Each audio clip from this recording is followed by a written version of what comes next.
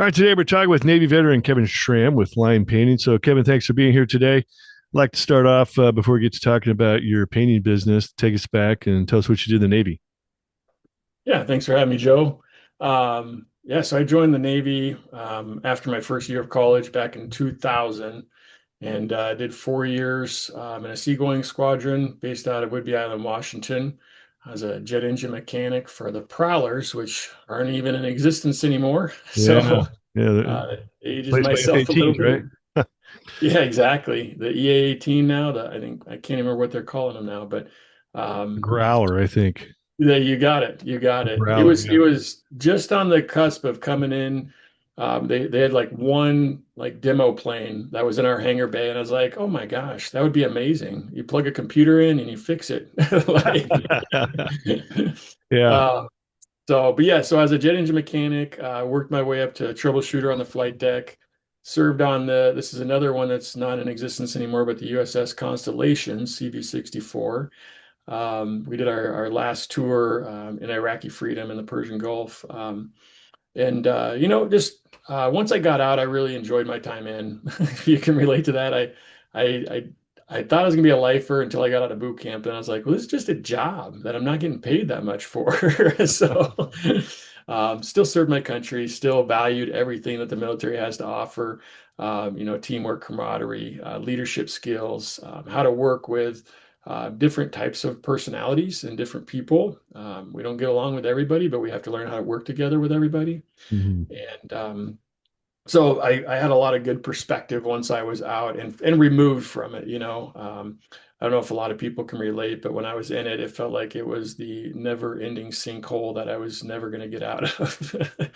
Yeah, that's hilarious. I mean, most veterans probably feel that way to a certain extent, at least. So you have to wonder if it's because you're young when you first go in and you've never experienced anything like that before, or if it really is that military feeling, or because ultimately, I ended up I got out once or twice, but ended up retiring after 24 years. And Yeah, the older I got, I think it had a different perspective. And of course, like you said, as soon as you get out, you appreciate it so much more. totally. But Yeah.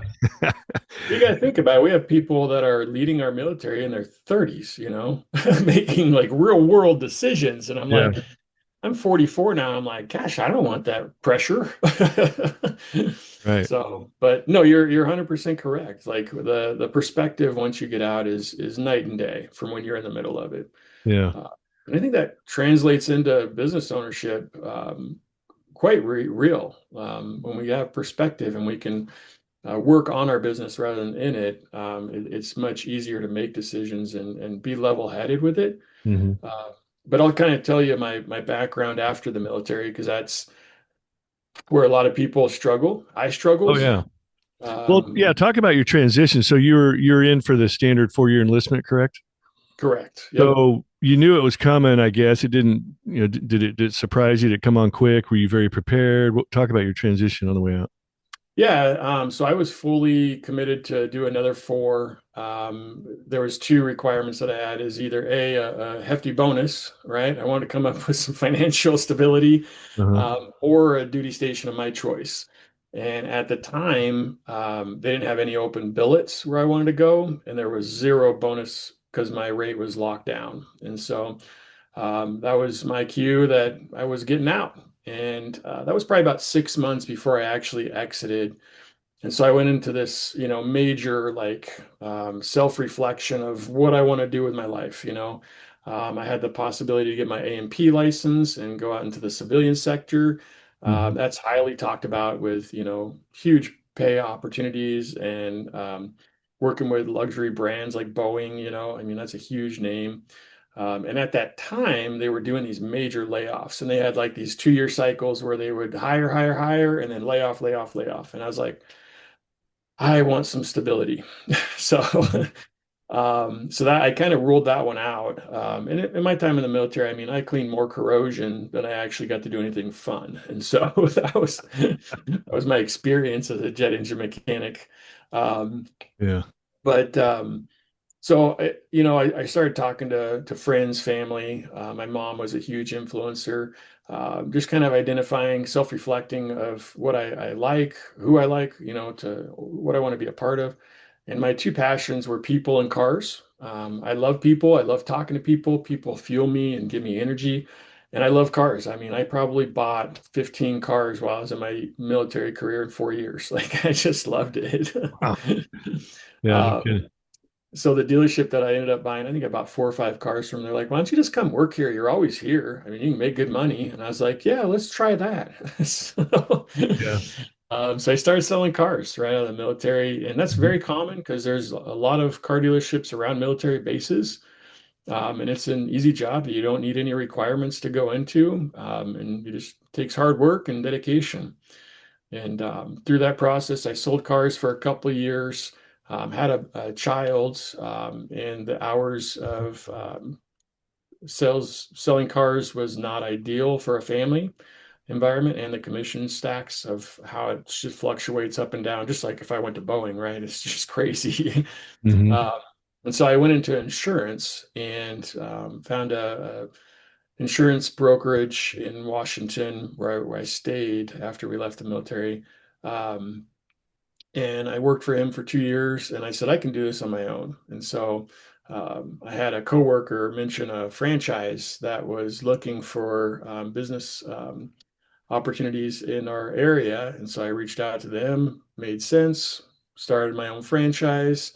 And the franchisor who started this brand was actually bankrupt in 8 months. And so we had to shut down. Oh Uh, wow. and I didn't like it because all the money flowed up through them, and then we made commissions on the back end. So I was my own boss as a business owner, but I still didn't have any control of the money because it all flowed to them, and then they would pay us the commissions on the back end. And when they went out of business, they went bankrupt without telling anybody for 2 months. We stopped getting our checks, and then they decided to tell us that we had to close our doors. Um, and so Wow. from there, that was a huge learning experience just for life. Had a 2-year-old and or no, a 3-year-old and a 1-year-old at the time, and just trying to figure out life. And so I went back to selling cars. I knew what I could do there to make money. I had to make money quick, and did that for another, I think, 4 years, and transitioned into the service department. So the place where everybody gets yelled at, and we were still able to keep our cool and take care of their concerns and problems. Uh, I actually really enjoyed that. It had a steady schedule. The dealership I worked for was a Subaru dealership, and we had three of us that were veterans in the automotive industry, not in the military. But we were able to work together and communicate like a family, a team. And we created the schedule where every third week we got 5-day weekends, and it was amazing. I Oh, loved nice. it. Yeah. And so that lasted for until 2015. We decided to leave Washington and we moved to Boise. Um, and it was just a spot in the map that I said, that looks like a growing place where we could have a lot of opportunity. And so, Yeah. and it's drier. Washington's extremely wet. And Oh so we wanted a little sunshine in our life. But so once we got to yeah. Boise, again, just trying to find myself. I mean, ever since I left the military, I've always been trying to find myself. It's Mhm. just what do I enjoy doing, and how Mhm. can I make that monetary? Um, so went back into the service industry with cars. Worked for a dealership here, managed a tire center, and then ended up at a RV dealership. They actually recruited me to open up one of their new stores and really enjoyed it. But there's a lot of pushback in that industry. It's kind of ancient ways that they do business and take care of customers. And I lasted for about 3 years in that line of work and finally convinced my wife that business ownership is where I belong. I want to be the captain of my own ship, essentially. Awesome. And Well, hey, Kevin, hold that thought. yeah, Take a quick break. We'll be right back.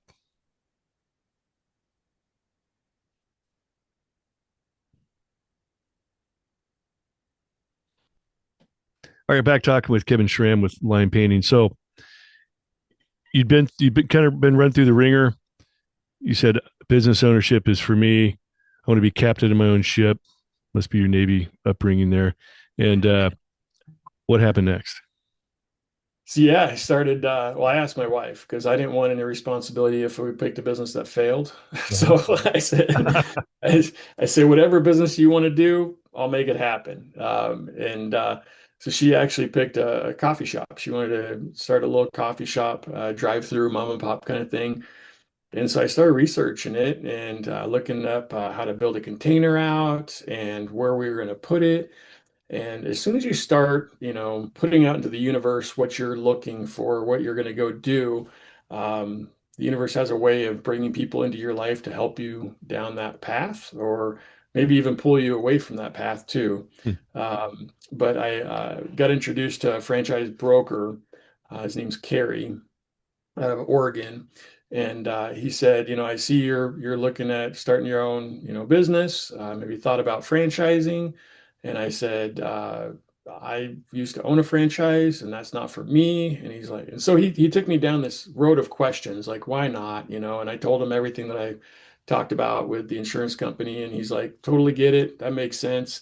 He's like, we are way different than we were 10 years ago with the franchising community and the industry. Would you be open to checking out some opportunities I think would work well for you and your wife? I said, absolutely. I'm always open-minded. I'm not going to close the door on anything without listening to the facts.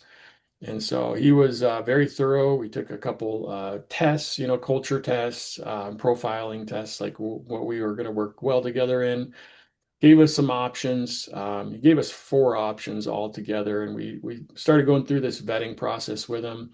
They call it a validation process, where you talk to franchisees of that organization, you talk to the franchisor, look at their systems. There was two that really stood out. Lime painting was one of them, but it wasn't my first choice because it had the word painting in it. I'm not a painter by trade. I was hoping we um, could get to that point, but yeah, we'll cover that. yeah. I've never liked painting. It's probably my least favorite thing, and it's most people's least favorite thing to do if you really talk to people about it.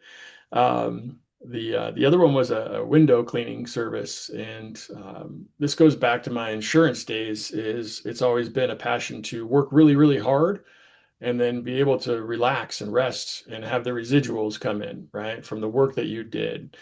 And so the window cleaning opportunity was right up that line. It's a commercial window cleaning business, where you go out and get the clientele, and then all you have to do is service them, right? Mhm. And it's repeat business. It's like a money tree, just keep on the cash flow.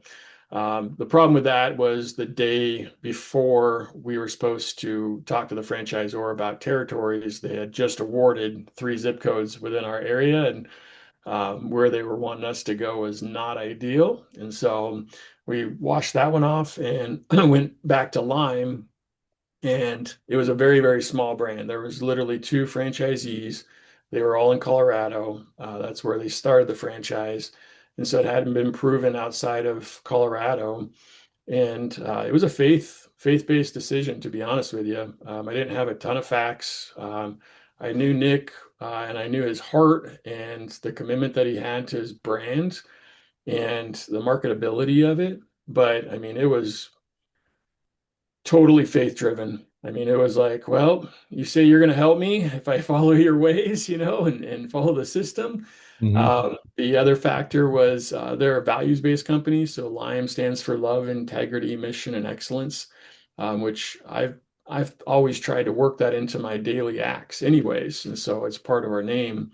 But the third thing that kind of tipped the scale was they gave me the whole state of Idaho. And I said, well, there we go. We'll Nice. take it and run with it. Yeah. And so um, that was a start in 2019 when I said, yeah, let's do this. And 6 years later, we're in our seventh year, we're going gangbusters. Best decision I've ever made.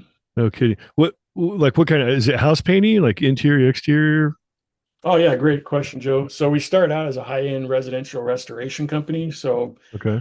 we offer 45 different services from the gutters all the way down to any type of coating system you have on your house. With like So the opportunity to do commercial work was always there. At that time, our commercial scope was like high-end new builds. And so you're talking back in 2020, this was probably 1.5 million to $3 million homes in Boise area, which are really nice homes, 6,000 to 10,000 square feet homes with a lot of detail. So they needed somebody to take extra care on these builds. But now, 6 years later, I've been able to work my way into the multifamily commercial sector of new builds, where we're getting $500,000 contracts, upwards to 1 million. And so we're creating this longevity of the business and being able to serve well without that oxygen.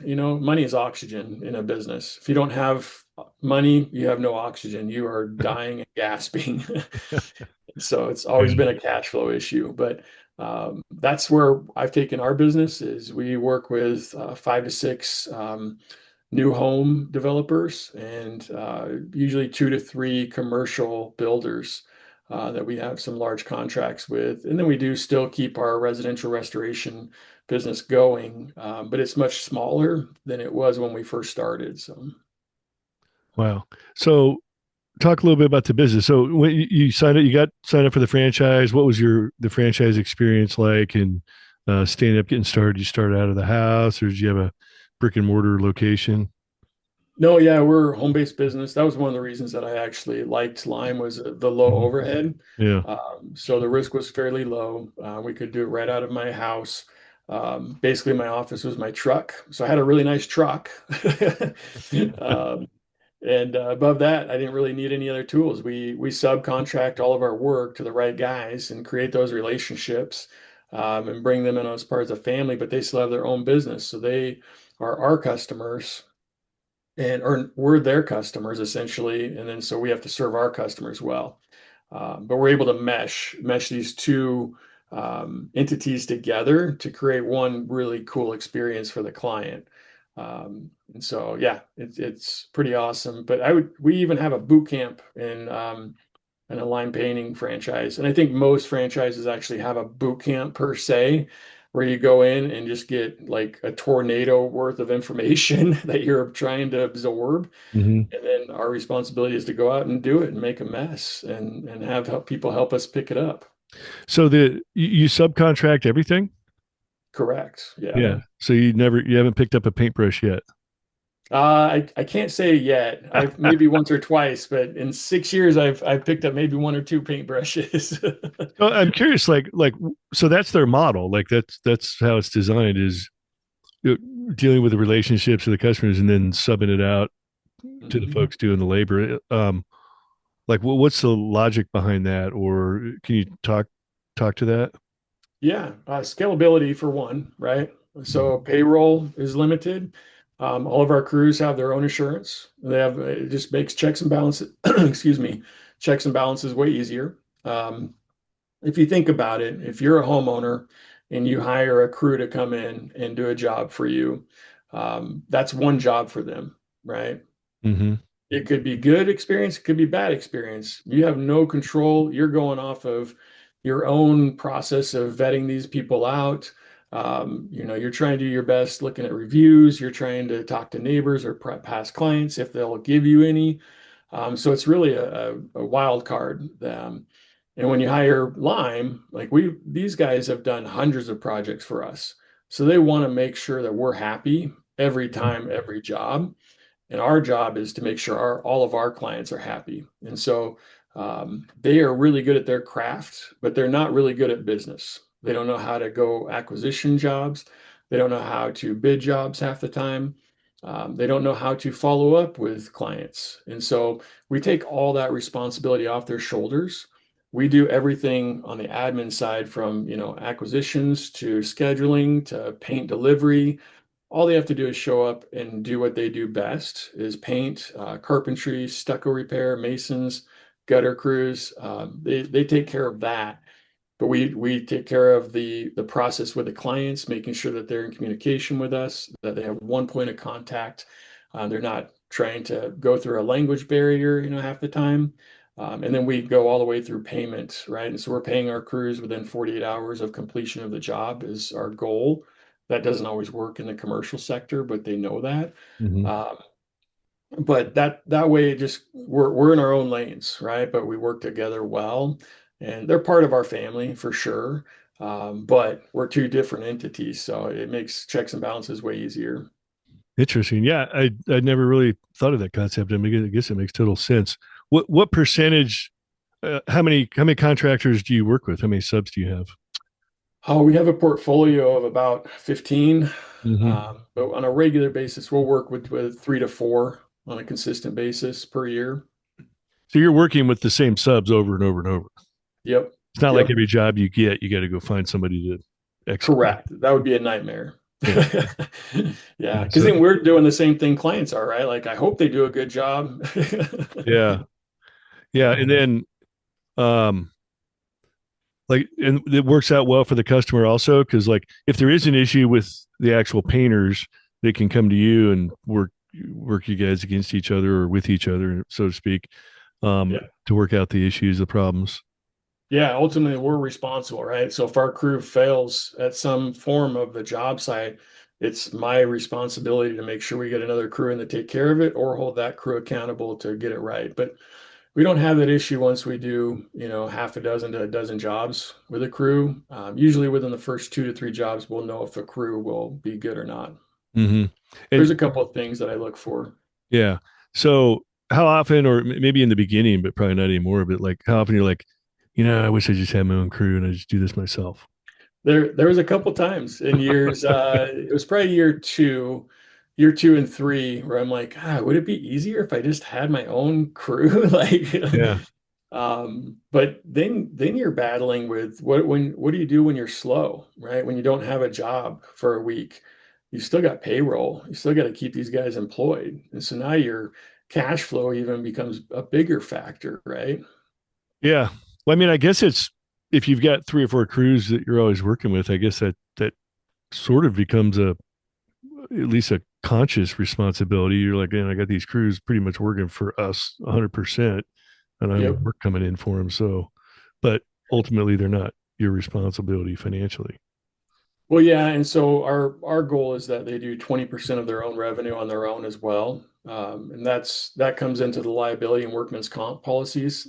They can't get 100% of their revenue for the year from one company Oh, yeah. because then they get tacked onto our work comp and liability, which that's negates the whole process. So, yeah, Hmm. so they're going out and finding their own work too, and we coordinate with each other. And with a subcontractor, you can't tell them when to show up, you can't tell them what to do, you can't tell them how to do it.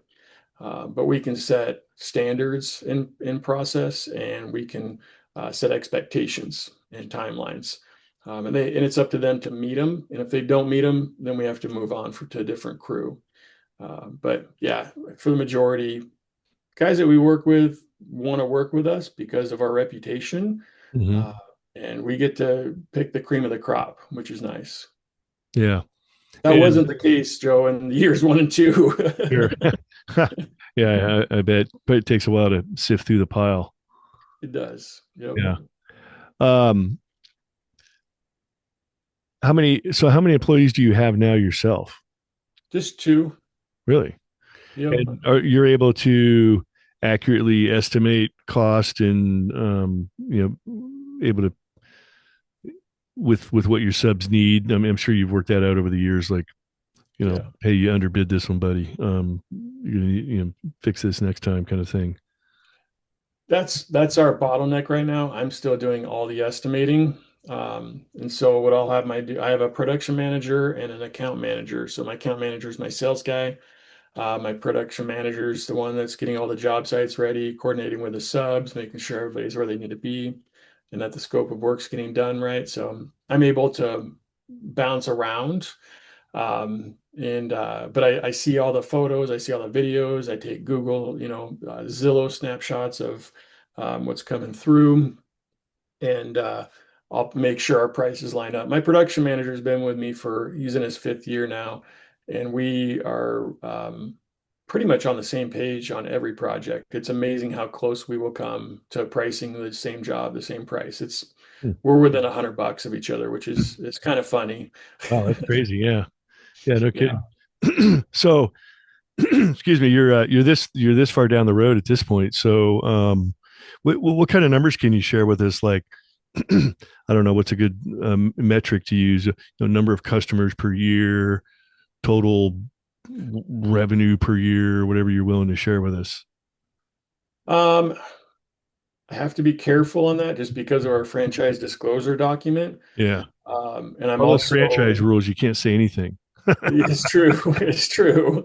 I can speak to the FDD, and I can talk about 2024 numbers. I don't think I can talk about 2025 numbers yet. Uh-huh. So I'm also employed by Lime as a Sure. national success coach. And Oh, cool. so I go out to locations and help them get their started and everything like that. I Hmm. took that role in last year. So my ability to talk openly about numbers went very small when I took on that role. Hmm. But I will tell you our goal is to do 100, service 100 customers in the residential restoration world and have an average ticket between 12 to 15K. Hmm. I will tell you our number of customers served is much smaller because of how much commercial work we do, but our average ticket is over 35,000 per job. Hmm. So we're doing a smaller amount of jobs with higher margins and less customers. So, Yeah. And it's again, like it's interior, exterior, across the spectrum, other things interrelated to painting, gutters, that kind of thing. oh, we do everything. Yeah. Yeah. Yeah, I mean, we do epoxy coatings, we do stamped concrete, we do DTM like on fences, we do stain work, we do cabinets, we do gutters, we do stucco is a huge one in Boise, especially like the southern areas, a lot of stucco homes.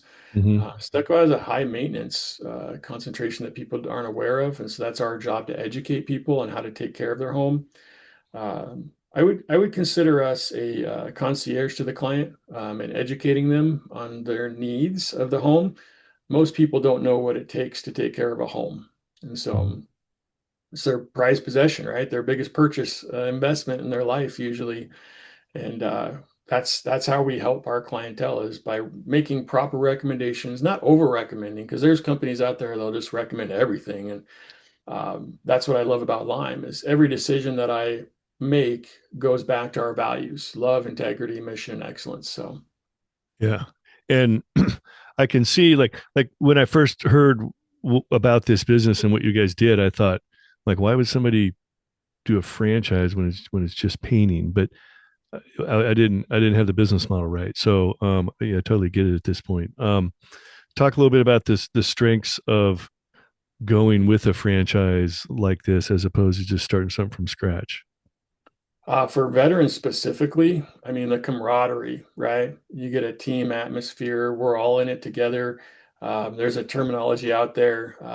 We own a couple different businesses, but um, you're in business for yourself, but not by yourself, right?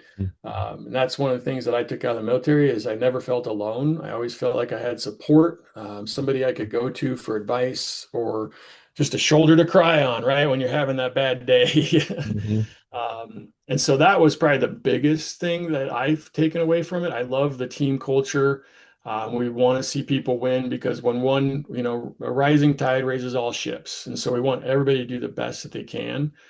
Um, the training and the coaching and the mentorship that you get with a franchise, it's phenomenal. I feel like the success ratio of a franchisee over a sole proprietor, right? Someone going out and starting from scratch, they think they have a good understanding of their trade or their craft or their skill, but you don't know what's working until you've done it. And you're throwing darts at a board or a wall, and you don't even know if there's a target on the wall yet. And so we've got a system that somebody has been willing to go do that and Nick spent 12 years perfecting this business to where it could be scaled and anybody can do it. And that's the benefit of a franchise, right? Yeah. If you have the wherewithal and the capital and the determination to start your own, that's awesome. I know a lot of guys like that and gals that are doing that. I feel like their eyes are open when they start talking to someone who owns a franchise. And the wealth of knowledge that I've gotten from 5 years or I think 6 years now, being part of a brand is it's night and day. I mean, we're just leaps and bounds ahead of the competition. So Well, yeah, not that we're better than them, Joe. We just have really good systems in place, right? sure. Yeah. I mean, that's, yeah, that's the whole thing, secret to entrepreneurship. Entrepreneurship is a process. Um, Totally. so you got to, and usually entrepreneurs, the process doesn't exist when you try to start this business. So you have to develop that process, go through it. Yeah. And that's why entrepreneurs usually fail a few times going through, because they actually develop their process. It's not really the business idea that was the problem. It was the process was flawed, and they perfect the process, and then you can plug any business into that process after that. So That's you said it, I couldn't have said it better. Like now being so now going through a franchise, learning the systems, learning the processes, now I can go out and start my own. As mhm. uncomfortable as it is, right? There's still no support when I go out and start my own, but I have the knowledge and the understanding of how business works, especially in the construction industry. Like all construction trades run very similar. Mhm. They're all businesses, right? And I think you could cross relate that to any business out there. Is business is just business. We're either selling a product or a service, and are you feeling a need, want, or desire to a client, right? And somebody's got to pay money for it. Do you guys use all your own in-house software, or do you have other systems that you use, besides the basic stuff like Word or Excel? Yeah, no, we outsource our CRM. We have an SEO team. We do have our own marketing team in-house. Mhm. Um, but we use a couple different platforms like Trainial is one that we put all of our information into for training. Okay. So, like my son, my nephew, they're in the HVAC business. I've known a lot of people in these types of service industries. One of the things, the struggles, I guess you could say, is somebody wants a bid on a job. So Mhm. you go out, you spend all this time, energy, effort, put in a really good bid, and then you either never hear from them, or they're like, well, maybe in a couple months, or well, we're going to get other bids. So what are some of the things that come to mind where, like how do you deal with that, where you don't end up wasting all your time just giving bids that never result in a job, Yeah, because it I've can. gotten really good at rapport with clients and asking a lot of questions. Um, the ones that are just trying to get an idea of what it costs, kind of thing. I'll spend a lot less time with them with a lot less expectations. I think the frustrating part is the expectations of I went out and did the bid, I gave them a good number, I know we're going to do a good job. Why haven't they signed the contract, right? Why haven't they gone with us, kind of thing. And if you know where that bar is, like, hey, I did everything right and they saw value, now our expectations can be over here. But if you show up late, if you show up, and they're just looking, if they're not willing to give you all the information, like the expectation bar goes down every time those interactions don't meet a certain process, right? Um, I will tell you the number one secret sauce that we've got is we pick up our phones. We call. We do what we say we're going to do. We show up 10 minutes early, right? We show up professional. We look presentable to our clients, and that goes leaps and bounds. And I also think you want to specialize in a certain demographic, right? If you want to do a ton of jobs at a very reasonable rate, like you have the whole marketplace to be able to market yourself, but kind of zone in on what your ideal client is. What's your perfect client? That's one thing that Lime already did for me before I even got started, which was super beneficial because now I had exact places and neighborhoods to be able to market to. Mm-hmm. Yeah, kind of a long story, but I knew this painter. He'd gotten out of the military. He had everything really sliced out very well with demographics. Like, he was, if someone's calling me, I know they're probably at least this age or older. If Mhm. someone goes to my website and emails me, then they're the next younger age bracket. If somebody texts me, then they're a little bit younger than them. If someone hits me up on my Insta, Yeah. or my TikTok, then I know they're really young. And he could determine whether he wanted to do the job or who he was dealing with, just by what channel they contacted him via, That's a good point. I don't have anybody reach out to me on my Instagram at all. Let's not have a lot of young ones, huh? No, we market ourselves as very high-end premium luxury brand. Yeah. And so if you go to our website, you'll see like we had an 11,000 square foot house job that we did, and that's like our Halo house, right? But with that kind of marketing, we're going to get people who understand they're willing to pay for quality Hmm. over like, I just need a paint job. How fast can you do it? So Yeah. Well, that was like he goes, if somebody hits you up on Insta, I know they're younger. I know they probably don't have much money. It's just they just want something painted. It's not, and yeah. so you had to weigh that whether you wanted to deal with it or not. For sure. Yeah. I have learned not to profile people. Like I just got an email lead last week and it's on a $4.5 million home. And the guy is younger, but he has the money. Like it's he just you never know what people are Oh what they yeah, have stashed, right? So absolutely, absolutely. Well, hey Kevin, we're out of time. It's been a great interview. Appreciate you sharing your success and everything. I want to give you the last word. If you're talking to yourself a year or two before you got out of the military, or a year or two after you get out of the military, um, somebody looking to get in entrepreneurship, getting out on their way out, um, what kind of advice comes to mind as far as entrepreneurship is concerned? oh, that's a great question, Joe.